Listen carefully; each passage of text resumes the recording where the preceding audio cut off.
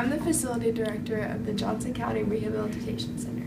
As a facility manager, we are responsible for the management of services and processes that support the core business of our organization. We ensure that our organization has the most suitable working environment for the employees and their activities. Us facility managers generally focus on using best business practice to improve efficiency by reducing operating costs and increasing productivity. Facility managers are involved in both strategic planning and day-to-day operations, particularly in relation to buildings and premises. My goal as a facility director is to better the lives of people's lives who have been affected by drugs or alcohol, and we make sure that everyone is doing their jobs. Here we have our counselor who helps the people in our facility better their lives and keep them on the right track and make sure they are mentally stable and help them with any family issues. What are some mental illnesses you can receive from drug addiction? Well, first you have to understand how you get addiction, which that would be from any resulting ways when you start taking your drugs, drinking alcohol, and you just keep on drinking them to get the pleasure, and you don't want to keep on feeling the withdrawal, so you just keep on taking it over and over again, which leads to the inability of being able to do your obligations for work, family, and your friends. And that leads to physical dependence when you want to get away from the withdrawal, which gives you your compulsive disorder, and that can bring you to physical tolerance, which would just have you keep on doing the drug. And then that goes to your traumatic events, which causes your mental illnesses such as PTSD, depression, and eating disorders. Your decisions are altered by the drugs and your alcoholic drinking, which would lead to car accidents, and like breaking the law, which would bring you to jail time, and then you don't know what's happening really. They probably have lots of drugs there not under the counter, but giving it to you while they're not watching you, and there's just a lot of things going on in jail, which would probably make your addiction worse. And then it can also lead to unprotected sex, which gives you STDs. One of the STDs is genital HPV, which is incurable, and it causes warts or irritation and sores in your genitalia area. Chlamydia causes cancer for women and infertility in men, and then gonorrhea causes severe brain damage because it destroys the mucus around your brain. I'm just going to say trick because it has irritation and it causes HIV. Then syphilis, it gives you organ damage.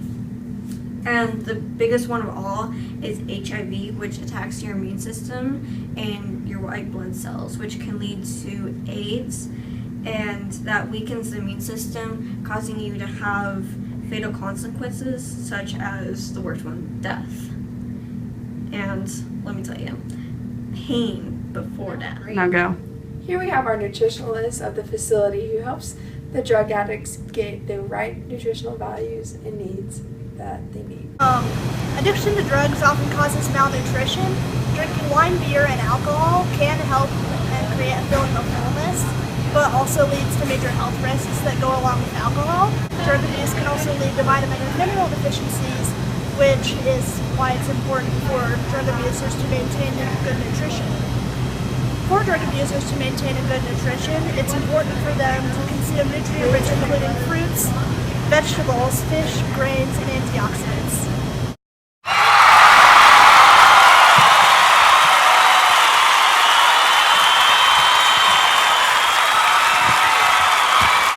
Then, to get rid of these addictions from alcohol and drugs, you need to get help from counselors and professionals that know what they're doing. And then some of these are therapeutic communities, maintenance treatment, short-term treatment, and outpatient treatment. Therapeutic communities, they're long-term residential treatment that help overcome and treat your addiction, disorder, and mental illness that you gain. Maintenance, they use medication to get you off of that drug and get you off of the alcohol. Short-term, it's all of medication, residential, and outpatient. They use any treatment that works for you. Outpatient, there's two of them, which is cognitive and motivational. Cognitive, it helps you find your trigger, the thing that makes you do the drug or the alcohol, and it helps you deal with that to overcome it. Then the motivational, it gives you an idea of why you want to stop doing the drug and the alcohol, which strengthens your resolve to stop completely, or to deal with the wants and the need for the physical tolerance, which both of those would either be in the individual or group counseling.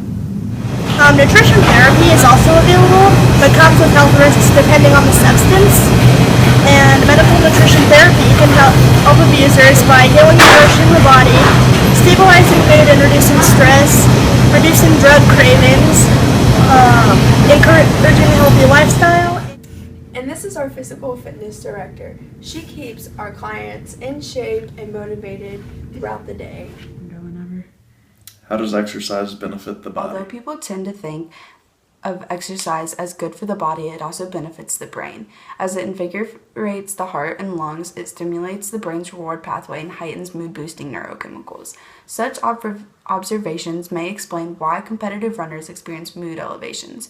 Physical activity sometimes relieves mild depression, and older people who exercise improve both in mood and cognitive functions. Patterns of drug abuse among teens suggest that physical activity can strengthen resistance to addiction.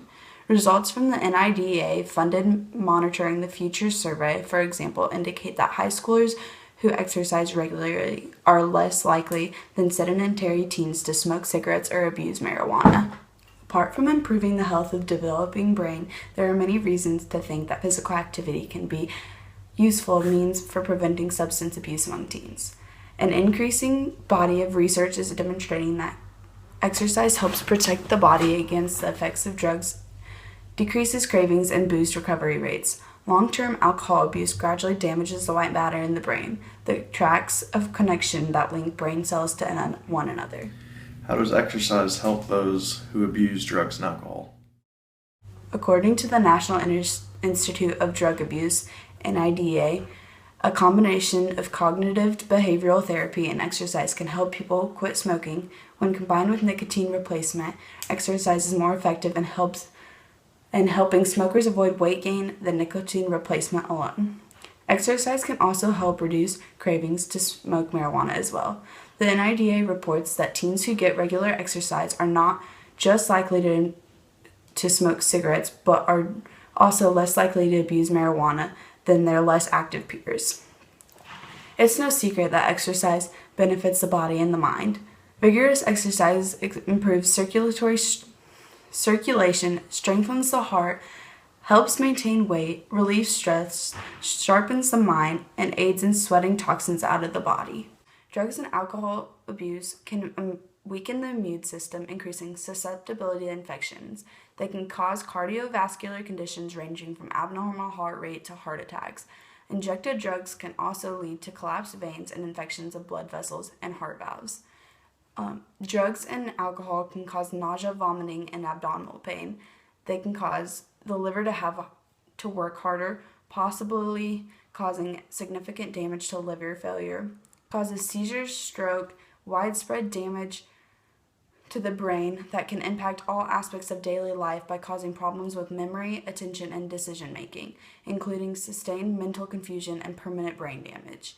Produce global body changes such as breast development in men, dramatic fluctuations in appetite, and increases in body temperature, which may impact a variety of health conditions.